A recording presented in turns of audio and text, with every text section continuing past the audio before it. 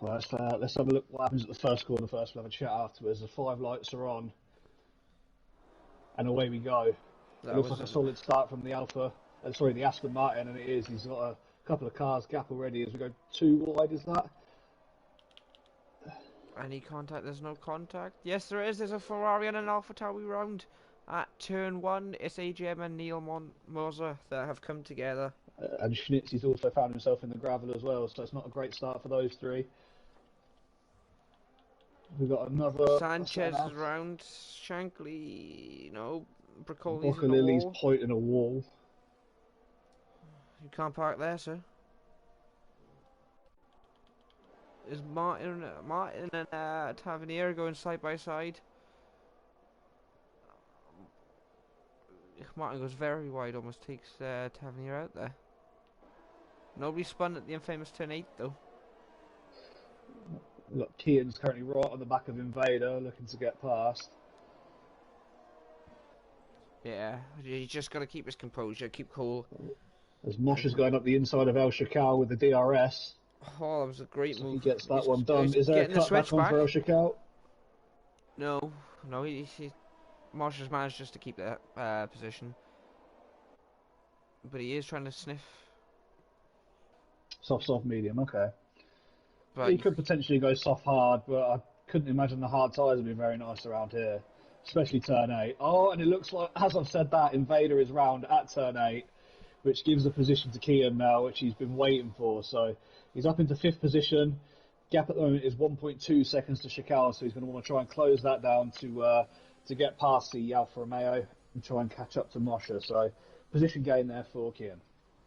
Nice, and yeah, his teammate Trucky Fireman has just got past him as well because of that spin at turn 8. 5 tenths behind as they come into the DRS section.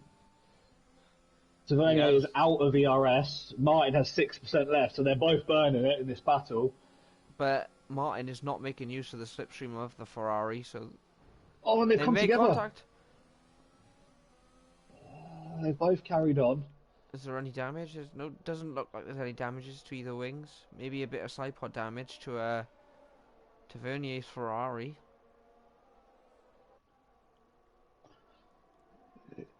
Oh, what's going on there?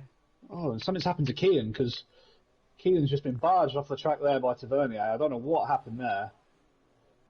So we got El Shakal. He's in the DRS of Mosh at the minute, but I don't think he's close enough to make a move into turn 1.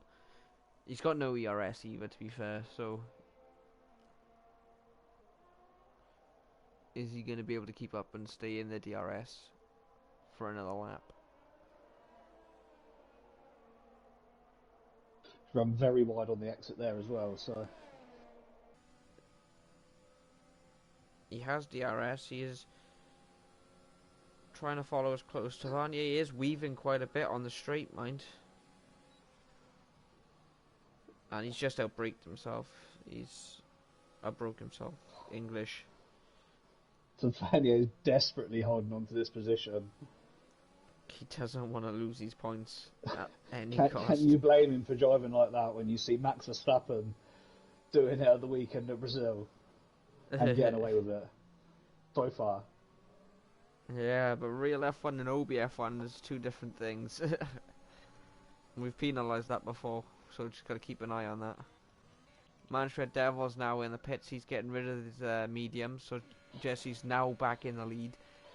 He has got about 7-second gap to Chandler. 5 seconds. Let's see enough. What the gap between Shakal and Mank is. Shakal's speeding along the pit straight at the moment. Fully ERS. It's going to be very close.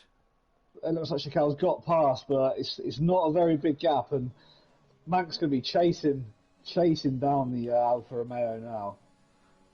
And he is going for what's this now? The 5th attempt to get past Tavernier.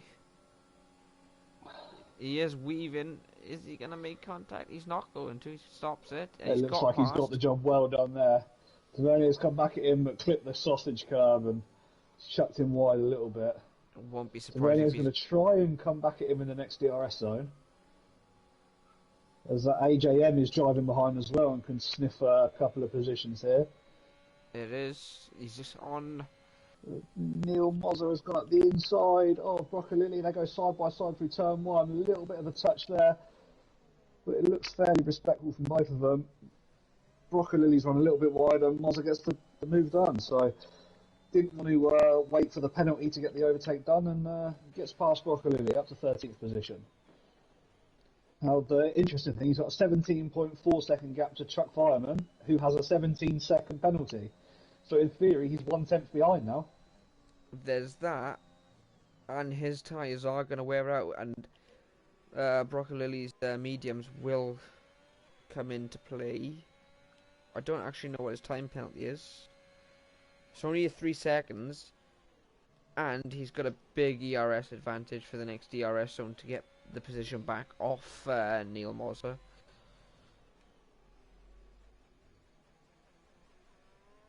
But I don't think he's in DRS range at the minute. Yeah, I wouldn't risk overtaking until then. The only issue that Mosher's got is Mosher's got 6 seconds of penalty and Jesse's got 3, so The gap is effectively it's only seconds. 6 seconds that he's going to have to catch up to Mosher in, what's that, in 7 laps? Yeah. It's doable. Flies past the Haas. Kean fights it back into turn one and is contacting Kean is round. Going to update from... In my opinion, Kean probably should have let off a little bit there and allowed the position to be taken. Yeah, I was watching from on board the car behind them two battling, and it was quite clear that... And all this is doing is helping Mosher in his fight for second position.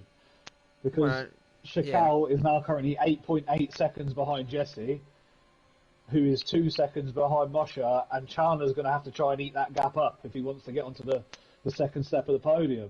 Well, he's got past El Chakal, but he's only got 5% ERS to help him through the lap. As it is. He's 10.4 seconds behind Mosher. So that'd be, 7.4 he's got to catch up with penalties taken into consideration. With, 3.5 laps to go. There is. We got Mohammed on the back of AGM at the minute. They're both going into turn one. He was looking to make the move into turn one, but he thought better of it. He backed out to avoid contact. Probably there. It was probably inevitable if he didn't back out. If I'm AJM, I'm letting him go here. Mohammed's got a 6-second penalty. And then AJM can follow Mohammed rather than getting caught up in a battle and keep within 6 seconds of Invader. There is. Who, as I say that, has just left the track and AJM has got past him, so that's irrelevant. Commentator's curse. Or some so it looks like Jesse is now going for position on track on Mosher. Coming into turn one, it's going to be a late move, but no, thinks better of it, holds back. Both cars have just about 10% of ERS left, so this is going to be a drag race along the straight. Obviously, with the drag reduction system on the Aston Martin wide open, and it doesn't look like Mosher's going to be able to do anything about this. And Mosley's he's got the slower car. I think he's allowed that move to happen. The fight isn't with him and Jesse. He already would have lost that position on penalties. He just needs to make sure he keeps the gap to Chandler, which is currently at 8.9 seconds. So it's going to be a big 2.5 laps for Chandler here if he wants to get himself onto the second step of the podium. Oh, it's the final lap. The rain has come. There is rain. Let's see. Anything could happen on this lap. Turn 8. Oh, man's gone. No. Man's gone. Oh, no.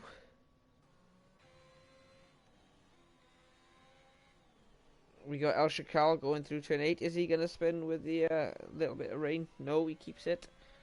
Stays in 4th gear just to avoid some wheel spin, though. It's quite a smart move.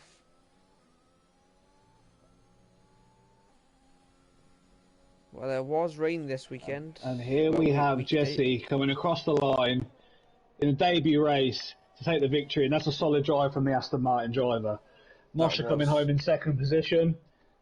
We've got Chandler coming around the final corner at the moment to complete the podium and take home third. Didn't quite do enough to catch up to Moshe.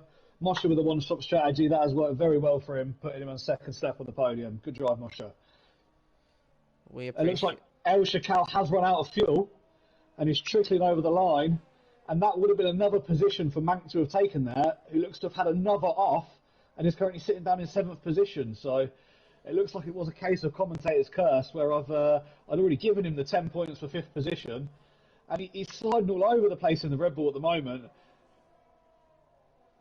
This rain, Mohamed Guna is off. He's lost his wing. We got a truck fireman has DNF. This rain has caused all sorts of havoc for these drivers. Well, we needed a little bit of something to spice up the end of the race, and we got it, 100%. Sanchez is round, and he's going to lose out on the final points position to Tavernier. We still got Shankly. He hasn't lost it yet. He's still going round. He's finished. Oh, he's finished. Oh, and Tavernier has run out of fuel, so Shankly still might get 10th place with penalties. This is amazing.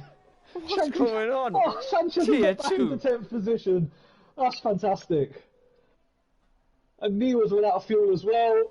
Oh, there was fuel running out, there was spins. What a final lap that was. That was fantastic. Fair play to Tier 2 for that race. Was not what I was expecting from that race then, at all.